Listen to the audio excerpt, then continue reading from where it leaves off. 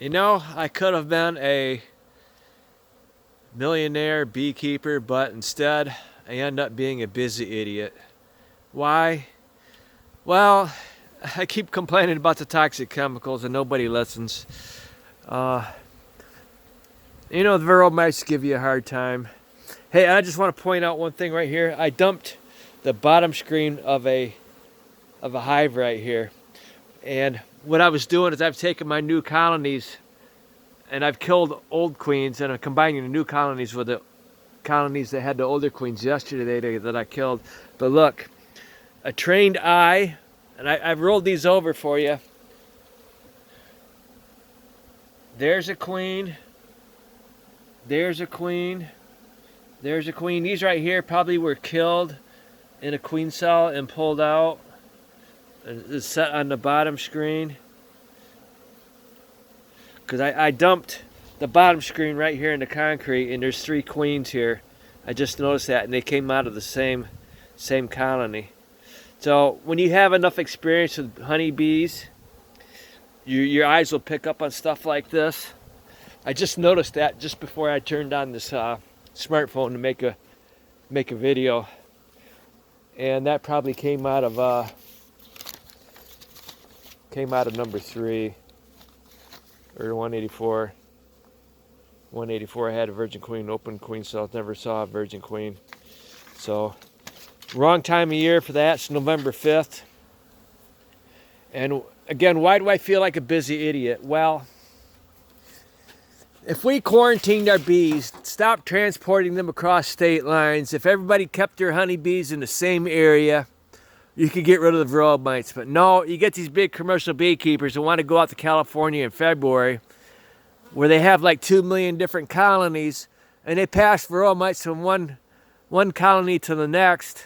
And then when they go someplace else to pollinate, either up northwest or back down to Florida, southeast, and they pick up more varroa mites.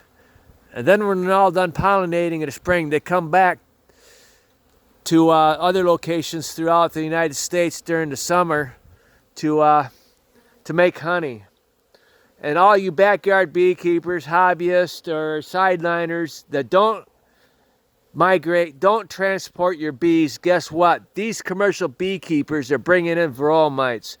I can bust my ass all fall and winter to get rid of varroa mites, and the following summer, my bees will be picking up varroa mites from those commercial beekeepers. And you know what?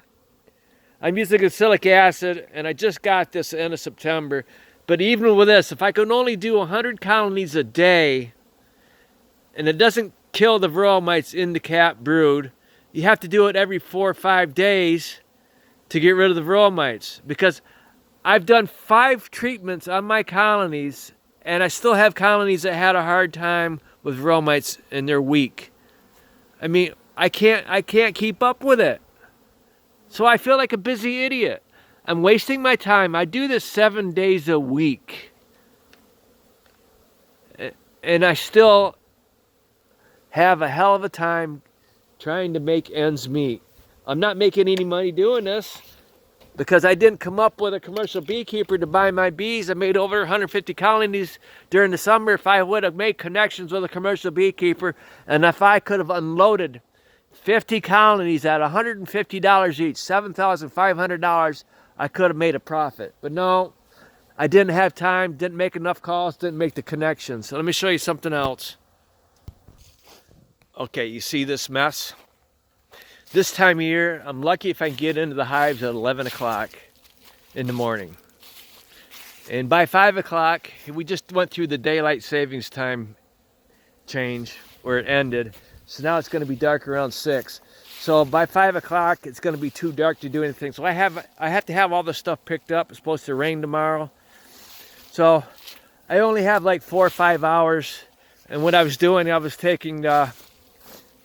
making sure that the queens that I killed yesterday in the colonies, they had old queens. I made sure that they had a new queen today.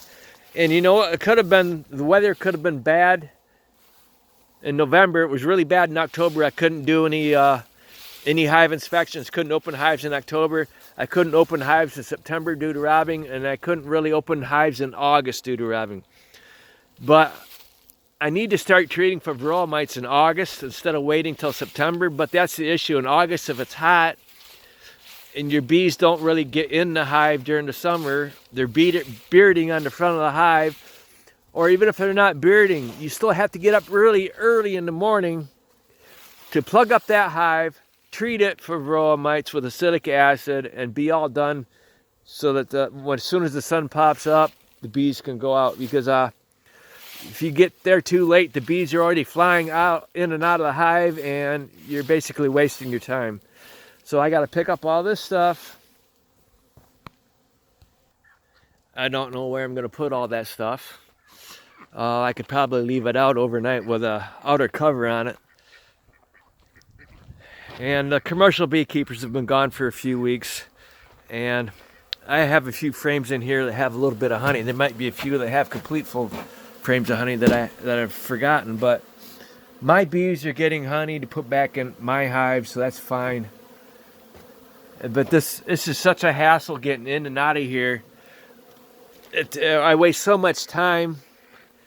That's why I've been working on a construction project. And I also want to mention stacking hives underneath the roof. I do that because I don't have enough places to put them.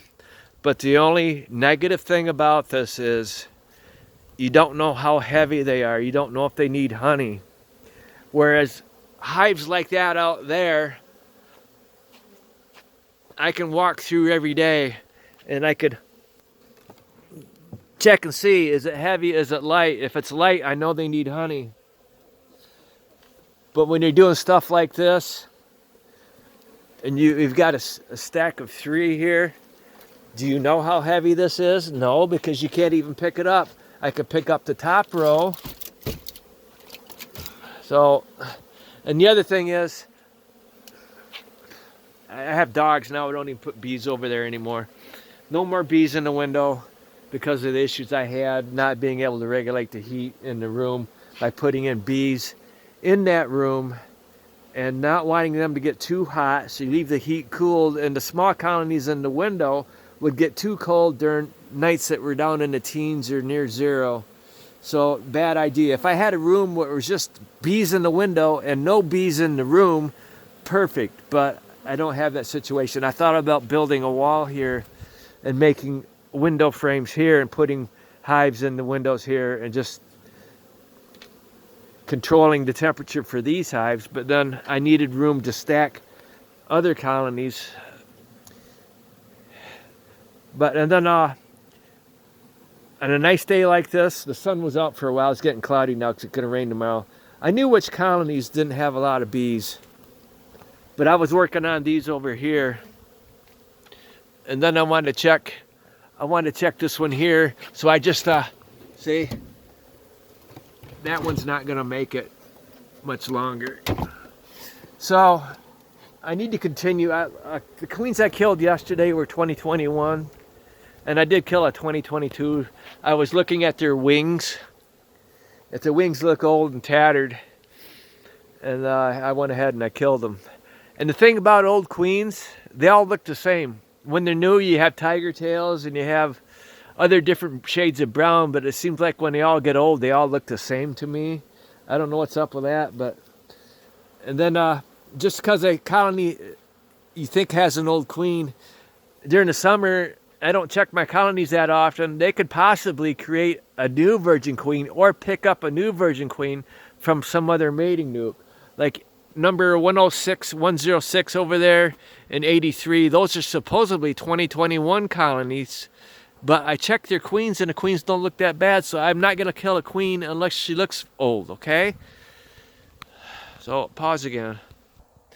And to top it all off, here I am busy building stuff all year, or most of the year, every year for my new colonies and trying to keep up with it.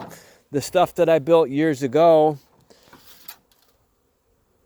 if the water gets in there, I knew this was no good. I stuck my hive tool through it. I went like that, and sure enough, dry rot. So my hives are depreciating faster than I can make enough hives to make the money to actually make a profit with honeybees. So, like I said, could have been a millionaire beekeeper or a beekeeping millionaire, but no, I feel like a busy idiot because I work my ass off to get rid of the varroa mites, and I will get rid of the varroa mites. Give me time, but the toxic chemicals from the crop farmers are still in my hives. My bees will still die through the winter. How do I know this? Because I've actually done acylic acid treatments during the middle of winter, not found a single varroa mite, and the colonies are still dying. Why? It's got to be the toxic chemicals, okay? It's already been confirmed that honey has toxic chemicals in it, and it's already been confirmed the wax and the beehive and the pollen all have toxic chemicals, and that's what's causing our bees to die. But you guys don't care, and you guys don't care that the food you're eating contains the same toxic chemicals. It's killing the honeybees. It's also killing you very slow, okay? But nobody cares. That's the other frustrating thing about this country.